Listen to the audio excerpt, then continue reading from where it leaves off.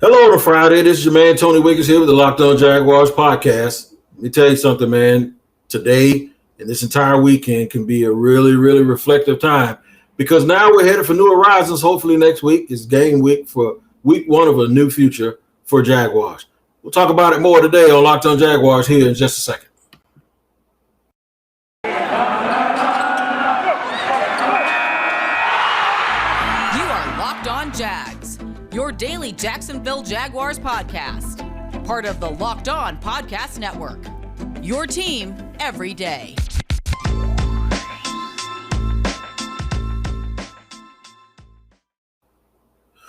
What's up, good people on a Friday? I'm Tony Wiggins here with Locked On Jaguars. It's the last weekend before you guys get ready to see your Jacksonville Jaguars embark on a new future. Before I tell you about that, the NFL season is about to begin and nobody covers it like the Locked On Podcast Network.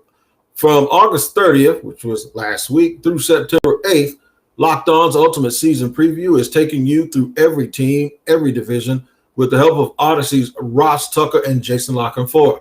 Follow the Ultimate Season Preview 2021 feed on the Odyssey app or wherever you get podcasts to tune in beginning August 30th, which was last week.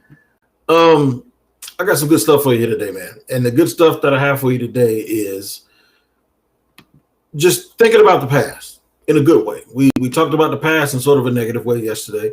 So I want to make sure that we're positive and we're talking about the past in a good way today. Why would I do that? Well, I'm doing it because you guys have to understand that anytime you're going to go to something good, that means you have to sometimes come from something that hasn't been so good. And what hasn't been so good, and you guys know more than anybody, is the Jaguars' past, the Jaguars' history. You can probably say that they've had 4 good seasons, maybe out of 26 seasons or 27 seasons, however you want to do the math. That ain't good, right? Let's just say 25 or 26 seasons. They've had maybe 4 or 5 years where they were super, super competitive. And now with the new regime, with Urban Meyer and that crew that they have down there, and of course, Trevor, the great Trevor Lawrence, there's a lot of hope that things are going to get better. That process sometimes takes a while, and we're starting to see that, you know, some of us are thinking that the process will take longer than we have anticipated that it would take. So what has to happen? What's going to happen? What does the team need to make sure that they do to ensure that they're different from all the other teams and all the other GMs and all the other people in the past that promised that, or at least thought that they were going to be doing things that were different or were special? I'll tell you in the second segment what I think has to happen to ensure that this doesn't turn out to be something that's just like the past. And then I'll tell you in segment 3 what I actually think will happen with this entire regime and how this is going to go. But right now, I want to reflect on everything that we've been through here in this city, the things that we've endured to get to this point. Hopefully one day I'll look back in this podcast, the one I'm doing today, we can look back and listen back at this one and go, man, that was the day we kind of made the decision that we were going to really, really reflect and think about what was and think about what's going to be and what's about to happen. And it won't be necessarily the turning day for the franchise. I'm not trying to tell you that. But it will be something that will remind you or put you in the mind of what your thought process was is from being bad and getting used to being bad all the time to having hope and having your hopes dashed and realizing things hadn't changed, to finally having the football gods really shine down in a way on this franchise that you've never really seen before.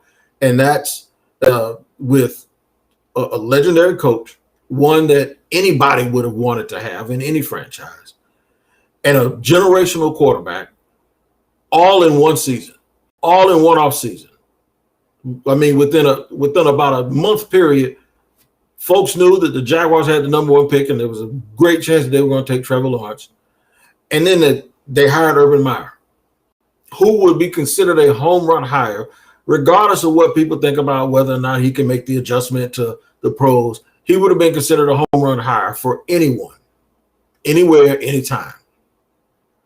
You can book that and make no mistake about it. That is absolutely true. There's a handful of guys that move the needle in terms of no-brainer coaching hires, and Urban Meyer was definitely one of them. So at some point you get from that, you go from that and you get to, okay, now the reality has to set in that this thing has to start going. And for some fans, and I can tell by the way that they tweet and the way that they respond to these podcasts, for some people, that's going to continue to bring up the anxiety of the past, these old memories where, okay, we've heard this before. You told us we was going to be good before. So anything that resembles even a smidget of the past promises being broken can probably sometimes make folks go crazy. So I'm here to alleviate that a little bit, and I'm here to let you know that, first of all, let go of the past, because none of that stuff can help you now. It ain't going to hurt you. You ain't going to be hurt any more than you were in the past if things don't work, okay? So you can let go of the past. Whatever happened before, and you can look at that as either something that has conditioned you to think something bad is always going to happen, like Murphy's Law, or you can look at it from the standpoint of, well, maybe this is the one time that we're going to finally overcome it. Can you recognize good things when they start to happen? Even when every now and then something bad may happen that totally resembles something that happened before, and then you're going, oh, here we go again.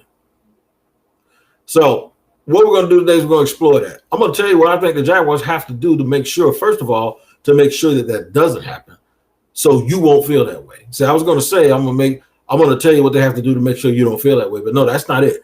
I'm going to tell you what the Jaguars have to do, in my opinion, to make sure that that doesn't happen and to make sure that they are primed for success. I'm going to do that here today on a Friday edition of Locked On Jaguars.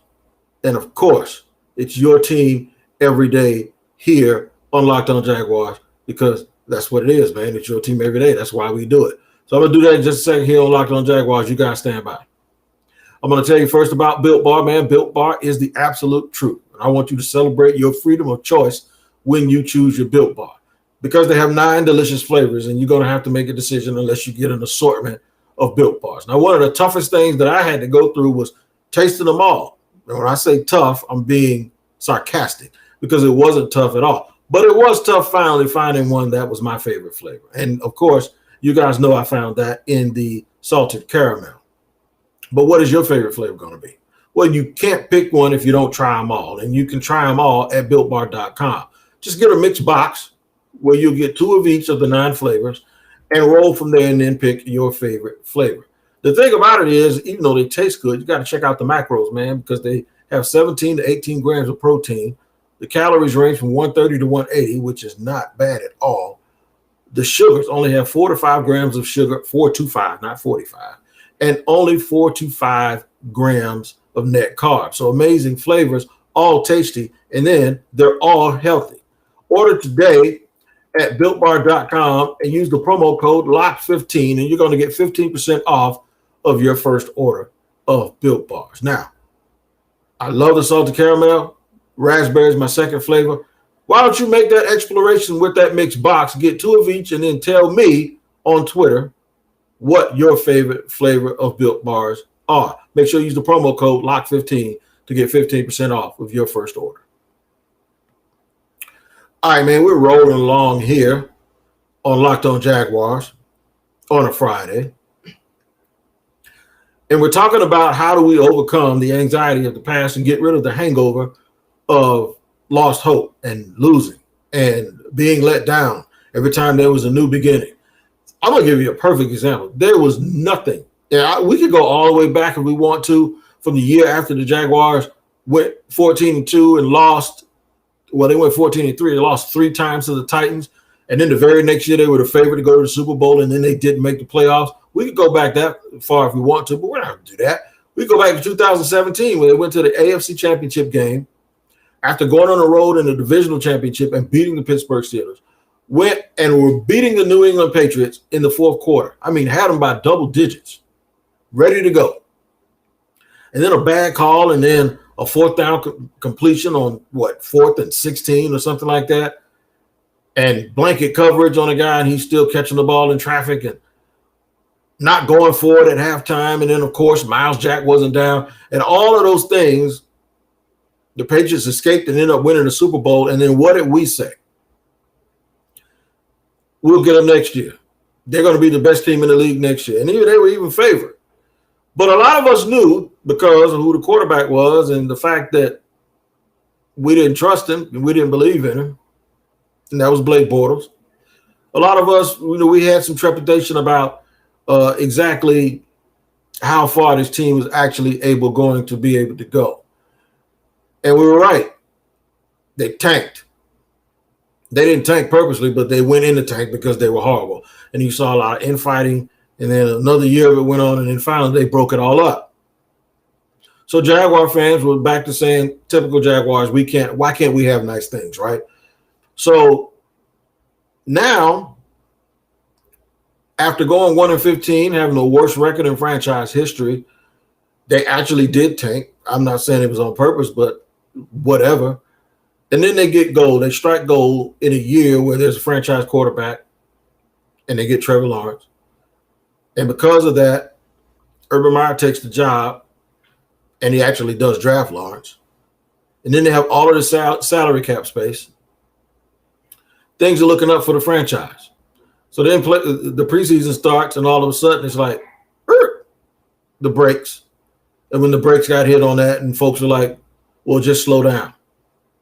Same old Jaguars. Looks like the past. Nothing's changed. That's not true.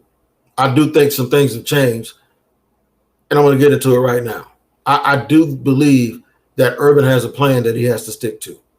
I think a little bit is he's learning along the way as well.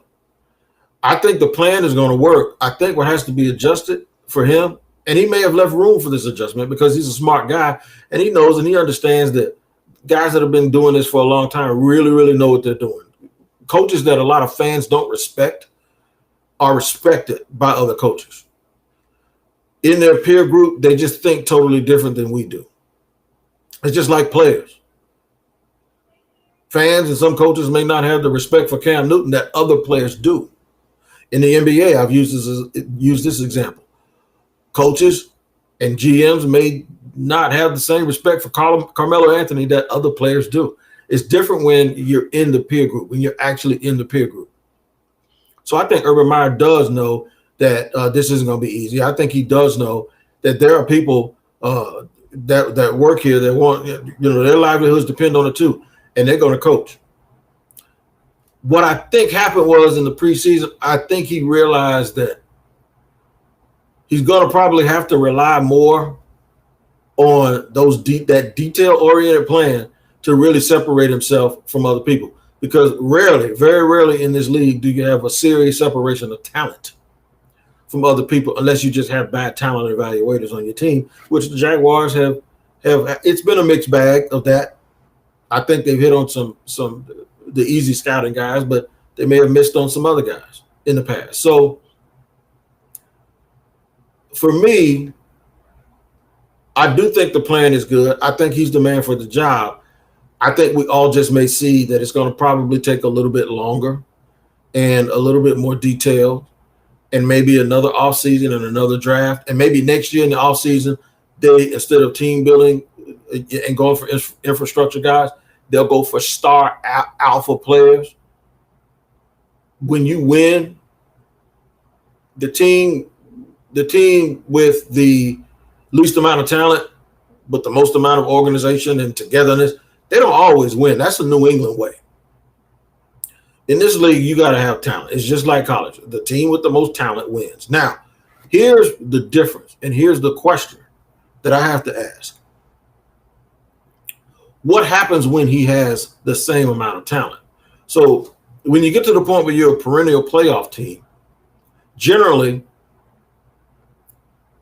when it's Andy Reid versus Bill Belichick, what's the difference? You got two great coaches, and then you have two teams with a bunch of talent. The difference is those one or two guys that are better than the other people. When you finally get into the playoffs and it's talent for talent, and even those one or two guys, they balance each other out. What is it going to take? It's going to take a staff, a plan, organization, and conditioning. Guys have to be available. And that's where I think when you hear Urban Meyer talk, he talks about details. He talks about having like-minded players. He talks about having guys that buy in, and he always talks about conditioning. This is why I think this plan will work eventually once he gets through the learning curve and actually gets the kind of players on the roster that are needed to win. So I told you guys I was going to tell you whether I think it's going to work or not. And I guess by my tenor, you can tell how I really feel about whether or not it's going to work. So I'm going to let you know right now. In the next segment, I'm going to tell you why I actually do think it's going to work. So there you go. No suspense. I think it's going to work. I'm going to tell you exactly how, and I'm going to tell you what I believe they have to do to make that happen. And I'll do it in just a second here on a Friday edition of Locked On Jaguars. After I tell you about Bet Online, man. Bet Online is the absolute truth. What makes it the truth? Well, it's just the number one sports betting site in the world. It's where I go. It's where you need to go. They have all kinds of things, all kinds of information. They have the best sign-up bonuses ever. And what I mean by a bonus now, they're going to match your deposit. You actually have to make a deposit, and then your deposit will be matched 100%, not 50%, not 25%, 100% when you use the promo code Locked On. That's right. You can go to your mobile device or your laptop and sign up today at betonline.ag and have your deposit matched 100% in the form of a sign-out bonus. Now, from football, basketball, boxing, your favorite casino events, don't wait to take advantage of this. You have to take advantage of the great offers that are available to you for the 2021 season. Now, here's something special for you. They have an opening day super promo where you make a bet on a Thursday on September 9th on the opener between Dallas and Tampa. And if you lose, your wager will be refunded up to $25 for new customers only when you sign it up and using the promo code NFL100. They also have props and contests, including the online's biggest $500,000 NFL mega contest and the world's largest $200,000 NFL Survivor contest now open at BetOnline. BetOnline is your online sportsbook experts. Make sure you use those proper promo codes. Locked On for your matching bonus and NFL 100 for your wager on the opener between the Cowboys and the Bucs. All right, we're going to roll along here, man. So what do the Jaguars have to do in order to make sure that they do the things that lead to winning that actually make the fans happy? Stay the course. Make sure you properly develop your quarterback. Make sure the coaching staff is on the same page. Don't be afraid to go out and actually get top flight players to play on your team. They need to address that offensive line at some point in the future. Maybe what they'll learn this year is those guys, while they may be good, they're not good enough. You can attack it two ways. It's not mutually exclusive to go out and sign free agents and to draft guys that you hope develop. You can do them simultaneously, both at the same time. Don't take for granted positions just because, and this is another thing, just because you like guys and guys are okay at those spots. If they're not great, don't just try to make them great. Don't try to fit a square peg into a round hole. If they're not great, they're not great. If they're just good, identify them at just being good. Let's not have an ego. In the past, people wanted their draft picks to work. Even when they saw they weren't, they stuck with them. There's something to be said about people that stick with their choices. They're either geniuses or they're stubborn. And if you're stubborn, what you have is what the Jaguars have had for the last 7 or 8 years. When you know a guy can't work, you move on. Why do you stick with him? Because every time you pass up a chance to move on, somebody else gets that player. It's not like if you don't take Patrick Mahomes that he just goes off into the sunset. No, he goes to another team and he whips your ass for the next 12 years. So now they're measuring Trevor Lawrence to Patrick Mahomes. Now Trevor Lawrence got to deal with that foolishness for the next decade, right? See how that works? When you pass up players and they go other places, it makes your job twice as hard. Don't be stubborn. Don't be stubborn. If after this year you realize Kayvon Chason ain't that guy, or that Tyson Campbell still can't adjust to the ball, or that DJ Chark isn't a number one receiver, and I'm not saying those things are going to happen. What I'm saying is if you see it happening, you got to fix it. You got to correct it. You know what I mean? If I got a real smart Labrador retriever, but I know he's a little nice, I'm not going to depend on him to protect my house. I'm going to go get me a Rottweiler or a Doberman. You know, you have to not be arrogant, and you have to not want to not be wrong with your selections. If something ain't right, fix it. But also stay the course on who you are and what you are as an organization and as a football team. Don't compromise that. And I think if you do that, you'll be fine. Be patient with urgency.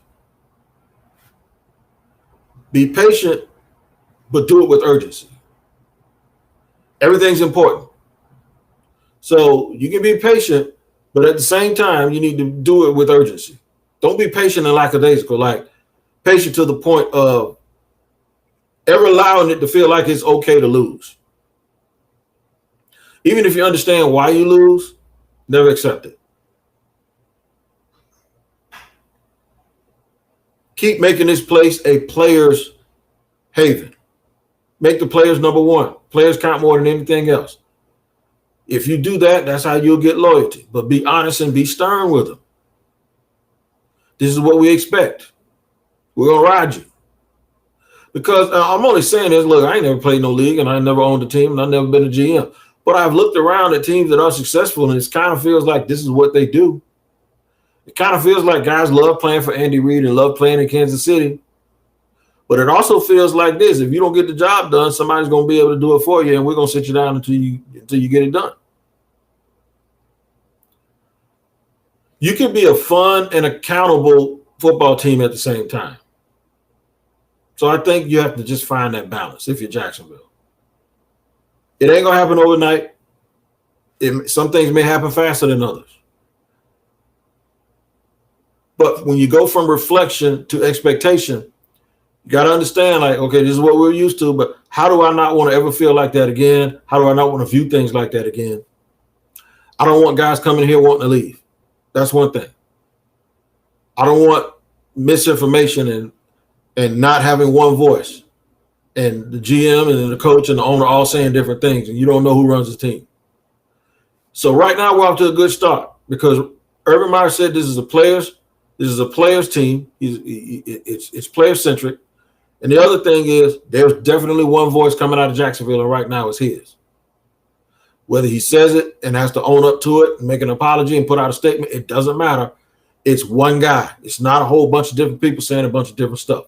It's one voice and one guy, one leader, and I think they're off to a good start. So reflect, have a good time this weekend. This is your last weekend of not having the expectations that you're supposed to have for your football team, Jacksonville. And I'm happy for you. I'm happy for the fans more than anything. One is because they make my job a whole lot easier here on Locked On Jaguars. But two is because, in my opinion, you can't find 50,000 fans that have been what the Jaguar fans have been over these last 25 years, and you don't get enough credit. So I'm giving it to you now. I'm giving you your flowers. I'm telling you to reflect, but now we're going to start looking forward because this is the start of what I believe, and this is what I was getting to.